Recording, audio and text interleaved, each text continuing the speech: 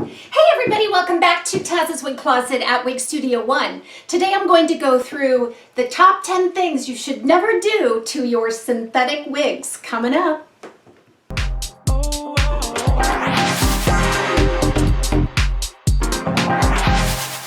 So these things are really great information for the brand new wig wearer, but if you're a seasoned wig wearer, it just really serves as a reminder that we can really do some serious damage to a synthetic wig by being a little bit careless. So these 10 things are in no particular order, but I'm going to start with a hair dryer or some kind of dry heat, like a curling iron or hair dryer on a non-heat friendly synthetic style.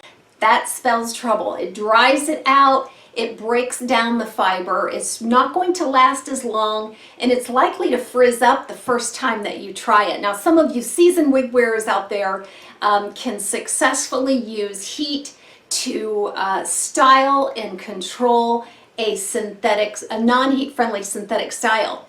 If you're doing that just to add some lift or make it straighter or whatever the case may be, I recommend that you use more of a moist heat with steam rather than the dry heat.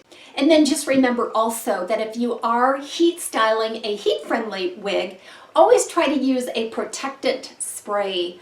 Like a thermal heat spray by John Renault, I think it is. If you add some of that to the fiber before you actually heat style it with any kind of appliance, whether it be a curling iron, a flat iron, or a hair dryer, it will help to protect those fibers. So another thing you really don't want to do to a synthetic wig is use regular shampoo meant for natural human hair.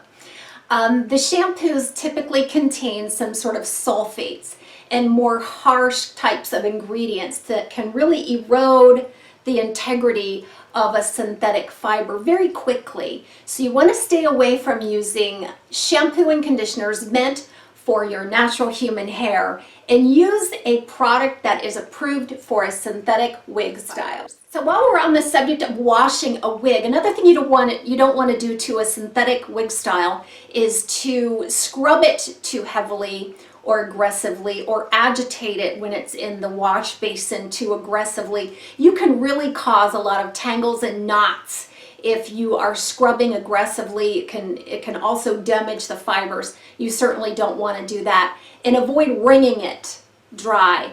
What you want to do is roll it up in a dry towel.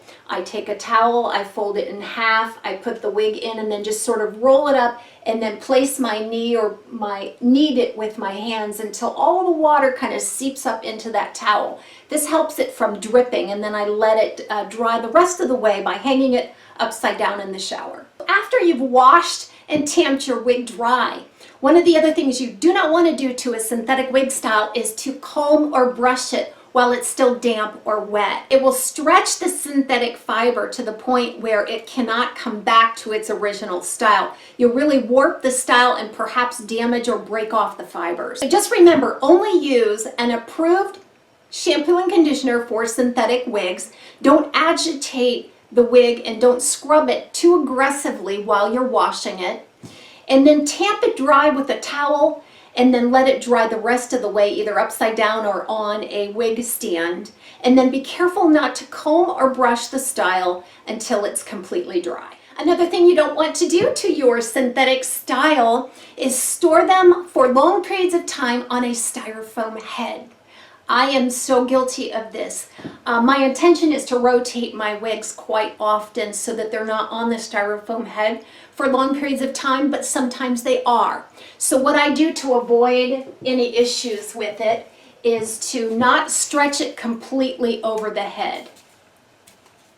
So what happens here is you run the risk of permanently stretching out the wig cap. And then when you go to wear it, it might be a little bit too loose. You might not be able to get the correct adjustment. So avoid storing your synthetic wig styles on a styrofoam head for a long period of time.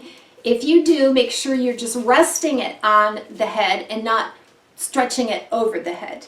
So another thing you don't want to do to your synthetic wig style is put it away in the box dirty. Sometimes if you use product or if the wig is really dirty when you set it inside of the box, when you get it out the next time, it might be stiff and dry and it might have taken on the shape of the box. So that's something you want to avoid if possible. So the other thing with storing your wigs is that only store them in a climate controlled area. If it's too hot or too cold or too humid or too dry, this can affect the wig style laying within the box. It could take on the shape of the box very easily in situations like heat, or it could really dry out if the climate is very cool and dry. Swim with them in either chlorine or salt water. So I know a lot of you do swim with wigs, and that's perfectly fine. You might want to set aside and designate a wig that you're only using for the beach, for the salt water, or the chlorine. Salt water and chlorine can really do a number on the fibers of your synthetic style. It will erode the fiber, it'll make it dry and brittle, and it'll fray, and it won't last quite as long. Out in the sun for long periods of time in your synthetic wig style without some sort of protection.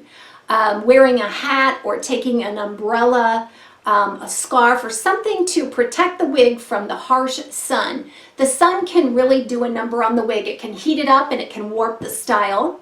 It can fade colors, and it can really degrade the synthetic fiber. Number 9 of what not to do to your synthetic wig styles is don't overbrush, overcomb, overstyle, or overwash. Just remember that any kind of friction that you put on your wig style is really going to shorten the lifespan of that wig. So be cautious of not to continuously brush or comb the style. If you don't have to, just kind of use your fingers to fluff and put the hair back into place. And then only wash it when it's absolutely necessary. As a new wig wearer, I felt like I needed to wash the wig quite frequently. After every 3, 4, 5 times I wore it.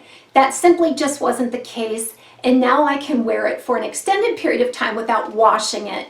So limit the washing, brushing, styling, any kind of manipulation and friction that you're putting on your synthetic wig style. So number 10, and the last thing on my list of things not to do to your synthetic wig styles is, and this is especially true around the holidays when we're cooking a lot, we're using the oven quite a bit, is don't get your synthetic wig style too close to high heat. Especially with an oven, that dry heat, when you open it up and that dry heat comes out, it can really warp, singe, frizz, and damage your synthetic wig style.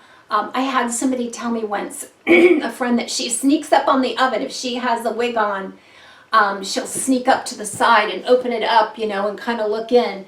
But I recommend that you either not wear a wig or maybe a turban or something over the wig style while you're doing some cooking. The same thing with any kind of steam from a crock pot, as an example. If you are approaching a hot crock pot and you lift the lid and the steam comes up, sometimes that can warp your style a little bit too.